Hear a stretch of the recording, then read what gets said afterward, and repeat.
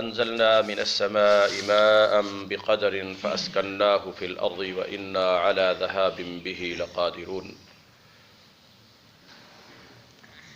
اللہ تبارک و تعالیٰ نے اس سورت کی ابتدا میں جو کامیاب اور کامران مومن ان کی صفتیں بیان فرمائی تھی، اور کامیابی کی صورت میں ان کو جو اللہ تعالیٰ نے انعام عطا کیا، اولئک هم الوارثون الذین یرثون الفردوس هم فیہا خالدون، کہ وہ جنت الفردوس کے وارث اور مالک ہوں گے۔ اللہ ہمیں ان میں شامل فرما دے۔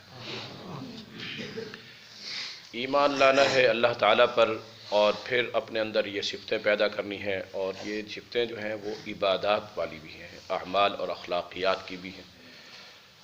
تو انسان کی زندگی عقیدہ، عمل، عبادت، اخلاق، کردار، معاملات، یہی چیزیں چلتی ہیں، اور اس کے اندر یہ ساری صفتیں موجود ہیں۔ ایمان کا تقاضا ہے عبادت، تو پھر عبادت اللہ تعالیٰ کی کرنی۔ کیوں کرنی ہے؟ اس لیے کہ وہ انسانوں کو پیدا کرنے والا وہی ہے۔ جب انسانوں کو پیدا کرنے والا وہی ہے تو پھر عبادت کا حقدار بھی وہی ہے۔ قل اعوذ برب الناس، جو لوگوں کا رب ہے، پیدا کرنے والا، پالنے والا، رزق عطا کرنے والا۔ مالک الناس، مالک بھی کیا ہے؟ وہی ہے۔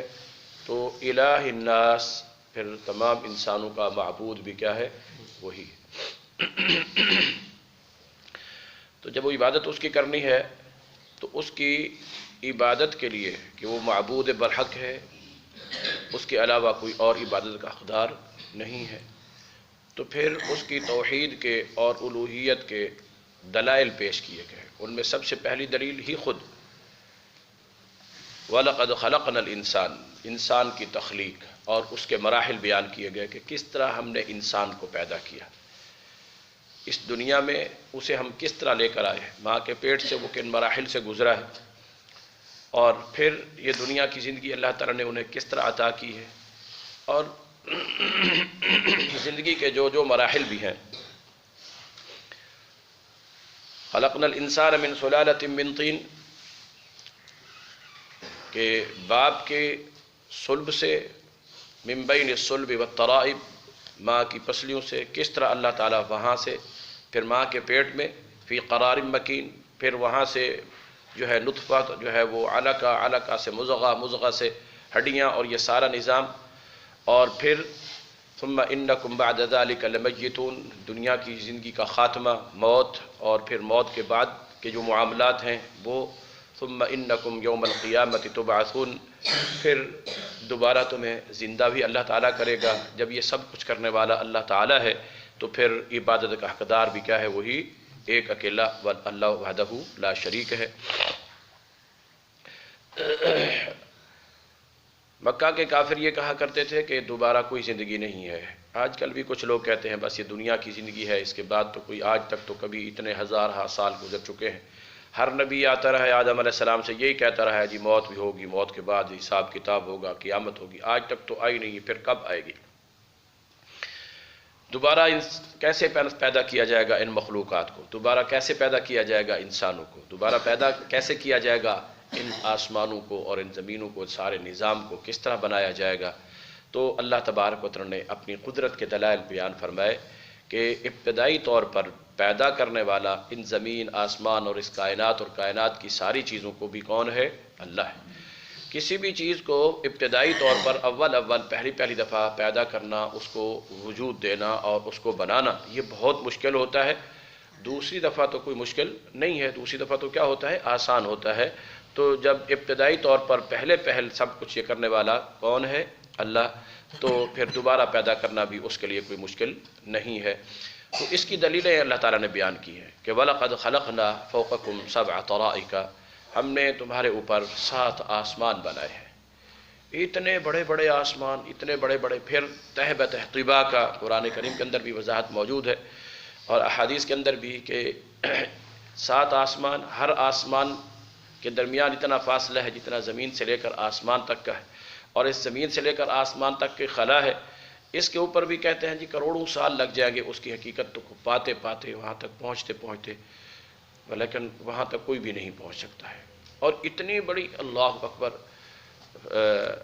سبع سماوات طباقا، تہ بتہ ان کو بنایا، رفع سمکہا فسواہا، اتنا اونچا بنایا اللہ تعالیٰ نے، اور اتنا پھر اس کو موٹا بنایا، پھر ان آسمانوں کے درمیان جو فاصلے ہیں، پھر ہر آسمان کی موٹائی اور یہ فاصلے، اللہ اکبر، اور پھر اس کے اندر یہ ساری زمین اور زمین کے ہی مختلف طبقات اور پھر زمین کی مختلف مخلوقات، فرمایا وما كنا عن الخلق غافلین، یہ آسمانوں کی ساری مخلوق ہو، زمین کی ساری مخلوق ہو، آسمان ہو یا زمین یا سمندر ہو یا پہاڑ، یہ جتنی بھی چیزیں خلق کی ہیں ہم نے، یہ ہر ایک چیز کو خلق، پہلی بات تو یہ ہے کہ پیدا کس نے کیا؟ اللہ تعالیٰ نے۔ جب اللہ تبارک و تعالیٰ نے پیدا کیا ہے تو اللہ تعالیٰ یہ فرما رہا ہے کہ وما كنا عن الخلق غافلین، ہم اپنی تمام ان پیدا کی ہوئی خلقت سے، مخلوقات سے ہم غافل نہیں ہیں۔ بعض اوقات کوئی بندہ چیز بناتا ہے، چل بھی بن کے جہاں گئی نہیں، اللہ تبارک و تعالیٰ رقیب ہے، اپنی مخلوق کی نگرانی کرنے والا ہے اور بصیر ہے، ہر ایک چیز کو دیکھ رہا ہے۔ یہ ساتوں زمینیں، ساتوں آسمان، یہ سمندر، یہ پہاڑ، ابھی تک جتنا بھی ایریا ہے آسمان کا خلا ہے، یہ سب ستارے، سیارے، یہ سب کچھ ابھی تک ان کی پوری حقیقت کو کوئی نہیں پا سکا، صرف اندازے ہیں، اندازے، لیکن ان سب اندازوں سے سب سے غالب اندازہ اور علم جو ہے صحیح پرفیکٹ، وہ اللہ رب العالمین کا ہے۔ لیکن اس کے باوجود کہ اتنی بڑی مخلوقات، اتنی بڑی، جی فرمایا وما كنا عن الخلق غافلین، پھر ہم اپنی مخلوق سے غافل بھی نہیں۔ ایک بات تو یہ کہ مخلوقات کی جتنی بھی ضروریات ہیں ہمیں وہ بھی معلوم ہے، اور پھر وہ ہم ضروریات ان کی پوری بھی کرتے ہیں، ہم غافل نہیں ہیں۔ دلائل جو ہیں وہ اگلی آیات میں آ رہے ہیں۔ اور دوسری بات یہ کہ ہماری مخلوق کیا کر رہی ہے، کیا نہیں کر رہی، کوئی یہ سمجھے کہ شاید ہم جو کچھ کر رہے ہیں اللہ تعالیٰ کو اس کی خبر نہیں ہوگی، اللہ تعالیٰ کو اس کا علم نہیں ہوگا۔ اللہ تبارک و تعالیٰ ذرے ذرے کی خبر رکھنے والا ہے، پل پل کی خبر رکھنے والا ہے، ایک ایک لمحے کہ اللہ تبارک و تعالیٰ غافل نہیں ہے۔ اللہ تبارک و تعالیٰ تو بصیر ہے، اللہ تبارک و تعالیٰ تو خبیر ہے، ہر چیز کی خبر رکھنے والا، رقیب، نگران اور نگہبان ہے۔ کہ وسع کرسیہ السماوات والارض، اس کی جو کرسی ہے وہ زمینوں اور آسمانوں کے اوپر وسیع ہے، اور کوئی بھی چیز اللہ تعالیٰ سے ڈھکی، چھپی، مخفی نہیں ہے، اور اس کی طاقت اور اس کے علم سے باہر نہیں ہے۔ نبی صلی اللہ علیہ وسلم فرماتے ہیں، ایک مثال دے کر سمجھانے کے لیے، اللہ تعالیٰ تو مثالوں سے پاک ہے، لیکن نبی صلی اللہ علیہ وسلم نے بذات خود مثال بیان فرمائی کہ اللہ تبارک و تعالیٰ کے لیے یہ ساری کائنات، ساری مخلوقات، یہ زمین، یہ آسمان، یہ ساتوں زمینیں، ساتوں آسمان، ان میں رہنے بسنے والی تمام کی تمام مخلوقات جتنی بھی ہیں، یہ اس طرح ہی ہے جس طرح کسی شخص کی ہتھیلی کے اوپر رائی کا ایک دانہ ہو، رائی کا ایک دانہ سامنے ہو۔ ہتھیلی تو ماشاءاللہ اتنی بڑی ہے، اتنا سا رائی کا دانہ، اور اس کی کوئی بھی چیز انسان جب دیکھتا ہے تو اس سے ڈھکی چھپی نہیں۔ تو اللہ تبارک و تعالیٰ کے سامنے یہ ساری کائنات جو ہے وہ ایک رائی کے دانے کے برابر۔ دنیا تو اب بتا رہی ہے نا کہ جناب زمین کیا ہے؟ گول ہے، دنیا کا دائرہ جو ہے نا یہ کیا ہے؟ گول ہے۔ اب دیکھتے ہیں نا دنیا کا نقشہ بنا ہوا ہے، گلوبل جو نقشہ بنا ہوتا ہے وہ گول ہی ہے، اس طرح، ٹھیک ہے نا جی، یہ گول ہے۔ تو اللہ تبارک و تعالیٰ کے پیارے پیغمبر نے پہلے ہی اشارہ کر دیا کہ یہ کیا ہے؟ رائی کے دانے کی طرح ہے۔ کس کی طرح؟ اب رائی کا دانہ بھی دیکھیں کیا ہوتا ہے؟ گول ہوتا ہے۔ تو بہرحال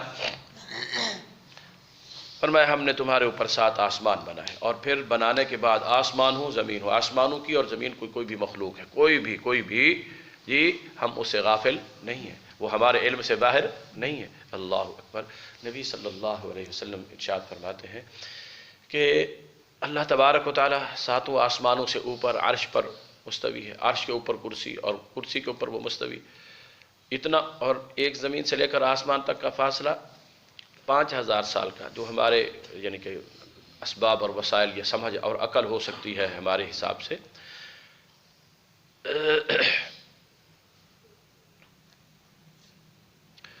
تو یہ ہر آسمان کی پھر موٹائی بھی اتنا، پھر دوسرے آسمان کا فاصلہ، پھر تیسرے آسمان کی موٹائی، پھر ان کا فاصلہ، پھر چوتھا آسمان اس کی موٹائی، اور پھر اس کا فاصلہ، پھر جو عرش ہے اس کے جو پائے ہیں ان کا فاصلہ بھی اتنا ہے، اس تخت ہے، وہ تخت، عرش کے معنی تخت، تخت کے اوپر کرسی ہے، اور کرسی کے پایوں کا فاصلہ بھی اتنا ہے، اس کے اوپر اللہ مستوی کوئی سوچے گا اتنا دور، لیکن نحن اقرب الیہ من حبل الورید، وہاں مستوی ہونے کے باوجود علم کے لحاظ سے، خبر کے لحاظ سے، جاننے کے لحاظ سے، وہ اللہ تبارک و تعالیٰ فرماتا ہے کہ ہم تمہاری شاہرگ بھی کیا ہے، قریب ہے۔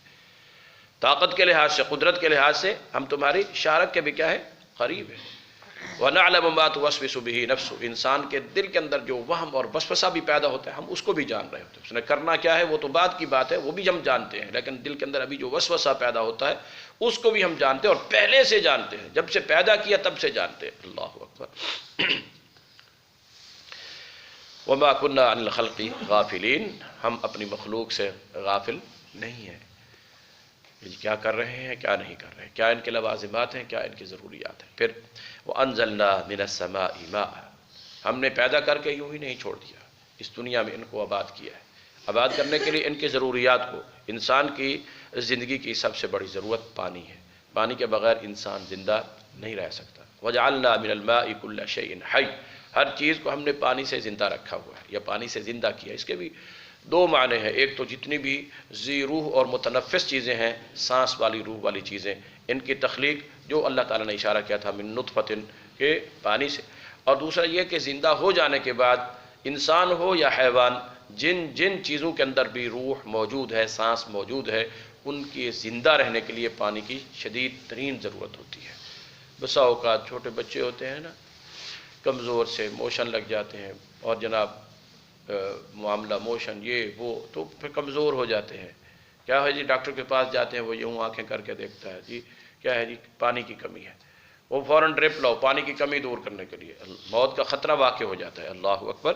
تو یہ ضرورت پوری کرنے کے لیے اللہ تعالیٰ نے فرمایا وَأَنزَلْنَا مِنَ السَّمَاءِ مَاءً، ہم نے آسمان سے پانی اتارا، بقدر، ایک اندازے کے ساتھ، بس جتنا ضرورت ہے، جتنا ہم بسا اوقات بارشیں زیادہ ہو جاتی ہیں تو ہم یہ سمجھتے ہیں کہ یہ پانی بہت ہو گیا ہے، بارش زیادہ ہو گئی ہے، مگر اللہ تعالیٰ کے علم میں وہ جتنی ہمارے لیے مناسب ہوتی ہے اتنی ہی وہ اتارتا ہے، اتنی ہی بقدر، آسمان سے اترے فَأَسْكَنَّاهُ فِي الْأَرْضِ، ہم اس آسمان سے اترے ہوئے پانی کو زمین میں ٹھہراتے ہیں، زمین اس کو جذب کر لیتی ہے، اور پھر زمین سے کنووں کی صورت میں، چشموں کی صورت میں، نلکوں کی صورت میں، پمپوں کی صورت میں، یہ جو آج کل مختلف ذرائع ہیں، یہ پانی سارے کا سارا ہم نیچے زمین سے نکالتے ہیں، ٹیوب ویل ہیں، زمینوں کی زمینیں، مربوں کے مربے، رقبے کے رقبے سیراب ہو رہے ہیں، ہم اپنے استعمال کے اندر لا رہے ہیں پانی کو، تو یہ سارا پھر ہم فَأَسْكَنَّاهُ اس کو ٹھہراتے ہیں زمین کے اندر۔ کیا معنی، کہیں پہاڑی علاقے ہیں تو وہاں تالابوں کی صورت میں، جھیلوں کی صورت میں، بارشیں وہاں ہوتی ہیں، جمع وہاں ہوتا ہے، بہتا ہوا سندھ میں آ رہا ہے، چناب میں آ رہا ہے،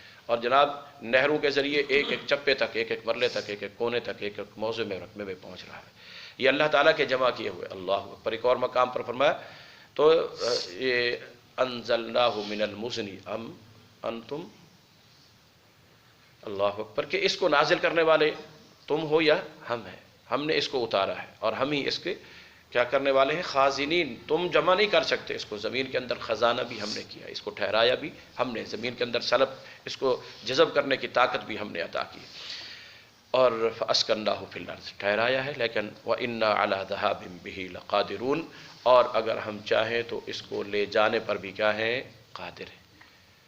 اس کو زمین کے اندر پانی ہے جی، تو یہ پانی اگر اللہ تبارک و تعالیٰ چاہے تو سورہ الملک میں اللہ تعالیٰ نے فرمایا نا کہ اگر اللہ تبارک و تعالیٰ چاہے تو ماء غورا، تمہارے پانی گہرے ہو جائیں، نیچے چلے جائیں، تم نکال نکال کے تھک ہار کر جی بیٹھ جاؤ گے، مگر تمہیں نصیب نہیں ہوگا۔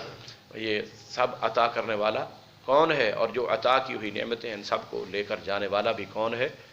سب کچھ موجود ہوتا ہے، اچانک چھن جاتا ہے بندے سے، کوئی پتہ بھی نہیں چلتا۔ تو آج دنیا رو رہی ہے، پانی کم ہو رہا ہے، پانی نیچے جا رہا ہے، زمین جو ہے سطح جو ہے زمین کی یہ اس قدر اس طرح بن رہی ہے کہ پانی جو ہے نا وہ کم سے کم ہوتے جا رہے ہیں۔ فرمایا وَإِنَّا عَلَىٰ ذَهَابٍ بِهِ لَقَادِرُونَ، ہم اس کو لے جانے پر بھی کیا ہے، قادر ہیں۔ زمین تو جذب کر لیتی ہے، لیکن کئی علاقے ہیں وہاں سے پانی نکلتا ہی نہیں ہے۔ اللہ اکبر، نکلتا ہے تو آہستہ آہستہ کم ہوتے ہوتے ہوتے ہوتے، اور پھر فرمایا فَأَنشَأْنَا لَكُمْ بِهِ جَنَّاتٍ مِّن نَخِيلٍ، اسی پانی کے ذریعے ہی ہم تمہارے لیے کھجوروں کے اور انگوروں کے باغات جو ہیں وہ اگاتے ہیں، یعنی تمہارے کھانے پینے کے لیے یہ لوازمات، ضروریات، فصلیں، جنسیں، اور یہ پھل یہ اس عناب لکم فیہا فواکہ کثیرہ، اور اس میں اور بھی دیگر پھل و اس انداز کی کھانے پینے کی چیزیں ہوتی ہیں، ومنہا تأکلون، جن میں سے تم کچھ کھاتے ہو۔ تو یہ سب کچھ بنانے والا، پیدا کرنے والا کون ہے؟ اللہ۔ وہ کہتے تھے نا جی سارا نظام کیسے ختم ہو جائے گا؟ تو اللہ پانی کو نازل کرنے والا ہے، وہ ہی لے جانے والا ہے۔ اور یہ مثال اللہ تعالیٰ نے کیوں دی ہے؟ بارش، زمین اور اس سے فصلیں اور باغات، جی اللہ اکبر۔ تو اللہ تبارک و تعالیٰ نے اپنی قدرت کے دلائل اور نشان میں سے قرآن کریم کے اور کئی مختلف مقامات پر اس حقیقت کو بیان فرمایا کہ زمین کیا ہوتی ہے؟ مردہ ہوتی ہے، بنجر ہوتی ہے، بیابان ہوتی ہے، ہم بارش برساتے ہیں وہ نرم ہوتی ہے، اس میں سے کونپلیں نکلتی، اور تو فرمایا اسی طرح ہی ہم تمہیں بھی دوبارہ پیدا کرنے والے ہیں۔ جو لوگ کہتے تھے نا کہ دوبارہ کیسے پیدا ہوں گے، دوبارہ کیسے اٹھایا جائے گا، دوبارہ کیسے زندہ کیا جائے گا، تو اللہ تبارک تعالیٰ نے کئی مقامات پر یہی مثال پیش کی ہے، بعین ہی یہی مثال پیش کی۔ زمین ہے، بنجر ہے، بے آباد ہے، میتہ، اور اسی میں سے ہی ہم پھر یہ درخت، یہ اجناس، یہ پھل، یہ چیزیں ان کو نکالتے ہیں اور یہ زندہ ہوتی، زندہ۔ اللہ تبارک و تعالیٰ نے ان کو بھی ایک زندگی کا نام دیا ہے۔ سائنس اور جدید ٹیکنالوجی آج تحقیقات کر کے بیالوجی میں یہ بتلاتی ہے کہ یہ جو درخت ہیں ان میں بھی زندگی کا تصور موجود ہے، ان میں بھی پیئر، جوڑے کا، نر اور مادے کا تصور موجود ہے، مگر یہ ساری چیزیں اللہ تبارک و تعالیٰ نے جی ازواجہ، اللہ نے پہلے پیدا کیا کہ ہم نے ان چیزوں کو جوڑے جوڑے پیدا کیا، ان کے اندر یہ تصور اللہ تبارک و تعالیٰ نے ہمیں دے دیا۔ سائنس آج سمجھ رہی ہے جو عقائد اور تصورات اللہ تبارک و تعالیٰ نے بیان فرمائے ہیں ان کے اوپر غور و خوض کی ضرورت ہے، اور ان پر غور و خوض کر کے اللہ تعالیٰ کی قدرت، اللہ تعالیٰ کی ذات، اس کی معرفت اور اس کی پہچان، اور اس کے اوپر عقیدہ اور ایمان اور زیادہ انسان کا مضبوط ہو جاتا ہے۔ تو پیدا کرنے والا بھی اللہ تعالیٰ ہے، عبادت کا حقدار بھی وہی ہے، اور مخلوقات کی ضروریات کو پورا کرنے والا بھی کیا ہے؟ وہی ہے، اور وہ مخلوقات سے غافل نہیں ہے۔ جس طرح بنجر بے آباد مردہ زمین سے وہ زندہ فصلوں کو اگاتا ہے، پھلوں کو اگاتا ہے، درختوں کو اگاتا ہے، اور ایسی چیزیں جو انسان بھی ان کو منہا تاکلون، تم کھاتے ہو، جانور کھاتے ہیں، یہ تمہاری زندگی کا انحصار اسی کے اوپر ہے، جو زمین سے اگی ہوئی یہ چیزیں ہیں۔ تو پھر اللہ تبارک و تعالیٰ کے علاوہ کوئی اور بھی عبادت کا حقدار نہیں ہے، اور پیدا کر کے وہ تمہارے لوازمات اور ضروریات سے بھی غافل نہیں ہے۔ جب وہ غافل نہیں ہے تو پھر تمہیں کسی اور غافل کے پاس جانے کی ضرورت نہیں ہے، ہر قسم کی حاجت سے وہ پاک ہے، کسی اور محتاج کے پاس جانے کی ضرورت نہیں ہے۔ اللہ عمل کی توفیق عطا فرمائے۔ سبحانک اللہم و بحمدک، اشہد ان لا الہ الا انت، استغفرک و اتوب